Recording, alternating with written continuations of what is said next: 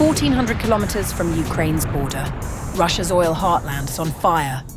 The Gazprom refinery in Bashkortostan, processing 7 million tonnes of crude a year, bombed. The Afipsky refinery in Krasnodar hit the same night. Crimea blacked out. Ukraine isn't just hitting the front line anymore. It's burning Russia's fuel from the inside out.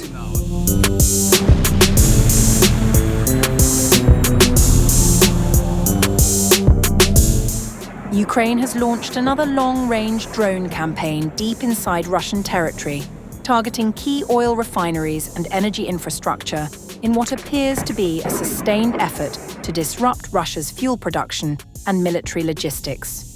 Overnight into July 13th, Ukrainian media reported explosions and a major fire at the Gazprom Neftekhim Salavat refinery in Russia's Bashkortostan region, nearly 1,400 kilometers from the Ukrainian border. Videos circulating on social media showed towering columns of black smoke rising from one of Russia's largest petrochemical complexes, which processes more than 7 million tons of crude oil annually, accounting for roughly 2.7% of the country's refining capacity. The facility had previously been targeted twice in Ukrainian drone attacks in September 2025. According to RBC Ukraine, local residents reported multiple drone strikes on the refinery before fire and smoke engulfed parts of the complex. Bashkortostan Governor Radi Kabirov acknowledged the attack. Speaking to the Kiev Post, he said, "A mass attack by enemy UAVs on the industrial zone in the city of Salavat had been repelled. A number of smoke sources caused by falling debris from downed drones have been reported. Emergency services have begun addressing the aftermath. Sufficient personnel and resources are available. There are no casualties." At the same time, drones also struck the Afipsky oil refinery in Krasnodar Krai, one of southern Russia's largest refining facilities. Russian regional authorities confirmed that drone debris ignited a fire, while Ukrainian telegram channel Crimea Veter reported a massive blaze following explosions around midnight. Ukraine's general staff later confirmed both operations. The Gazprom Neftekhim Salavat oil refining complex in the Republic of Bashkortostan was hit. A strike on the facility was confirmed, followed by a fire on the enterprise's premises. The extent of the damage is being assessed. The Ukrainian military also confirmed a successful strike on the Afipsky refinery. A fire was recorded at the facility. The extent of the damage and the results of the strike are being clarified. Meanwhile, in occupied Crimea, Russian-installed Sevastopol governor Mikhail Razvozhaev said drone attacks targeted the city's energy infrastructure, triggering power outages across multiple districts. The attack targeted the city's energy infrastructure, causing power outages across several areas. A special regime has been introduced at energy facilities. Ukrainian monitoring channel Crimean Wind suggested the outages may have resulted from a strike on the Balaklava thermal power plant, though that claim has not been independently verified.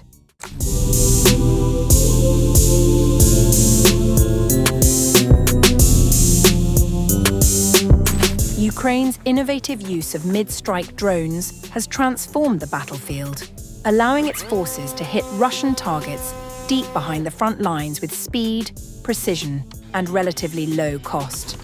But as Kyiv's campaign gathers momentum, Russia is rapidly adapting, introducing new tactics aimed at disrupting these increasingly effective attacks.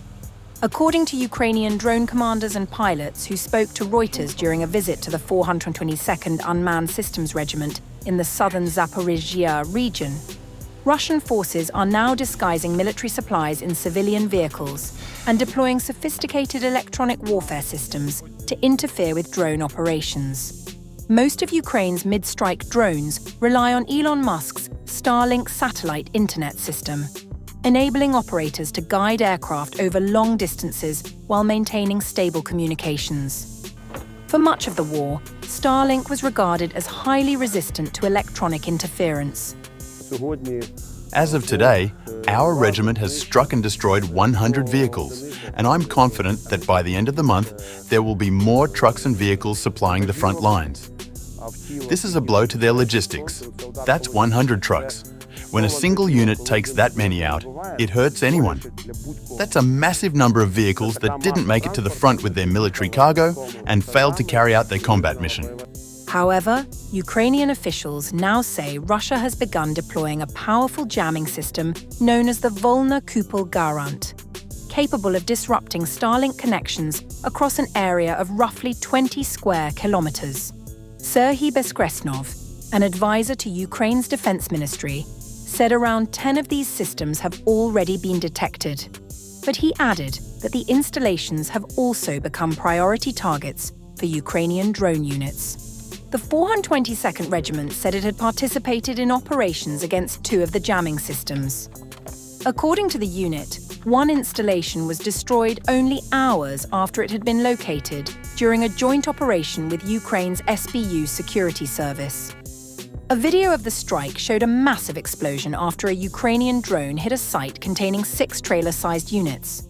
One drone commander, using the call sign Dirihent, said that once the installation was destroyed, Starlink-equipped drones were once again able to operate without difficulty.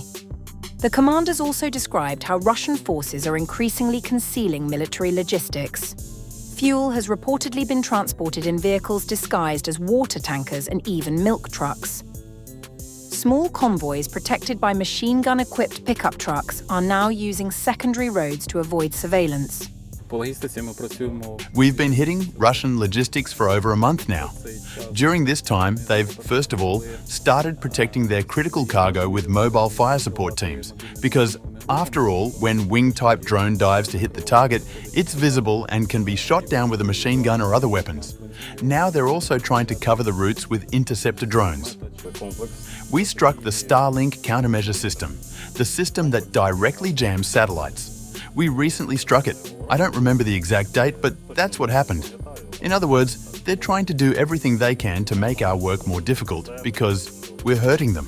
Ukraine's military intelligence also told Reuters that Russian forces are relying on civilian cars, quad bikes and motorcycles to move fuel, ammunition and supplies, while hiding stockpiles inside abandoned buildings, agricultural structures, and even civilian petrol stations. Military analysts say Ukraine's mid-strike drone campaign has become one of the most significant battlefield developments of the year. However, they also warn that if Russia succeeds in expanding production of advanced electronic jamming systems, Kyiv's ability to sustain these deep strikes could become increasingly difficult.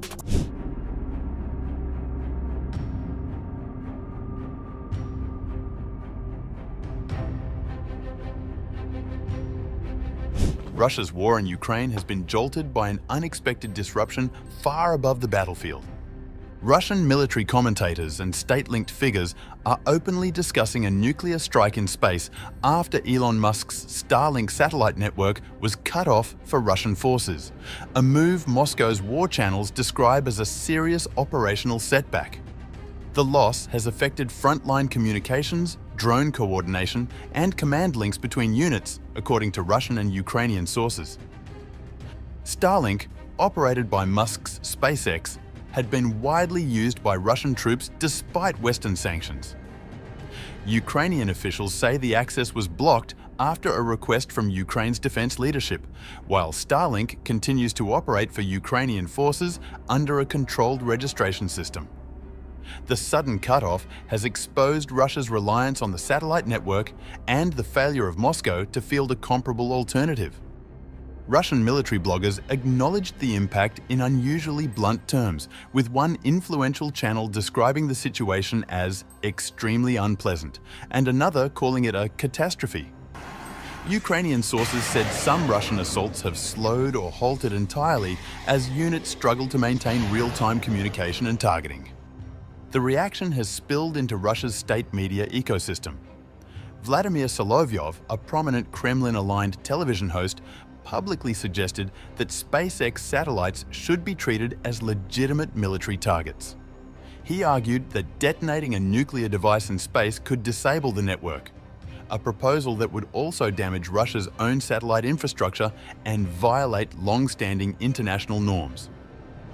The space rhetoric comes as Moscow faces mounting pressure on several fronts. Russia recently launched a new reconnaissance satellite from the Plesetsk military cosmodrome, underscoring the growing importance of space-based assets as the conflict evolves. At the same time, Western governments have pledged to maintain military support for Ukraine and tighten sanctions on Russia's energy exports. Inside Russia, economic strains are deepening.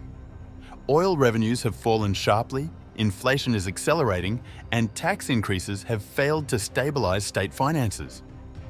Western efforts to seize or restrict Russia's so-called shadow fleet of oil tankers are adding to the pressure.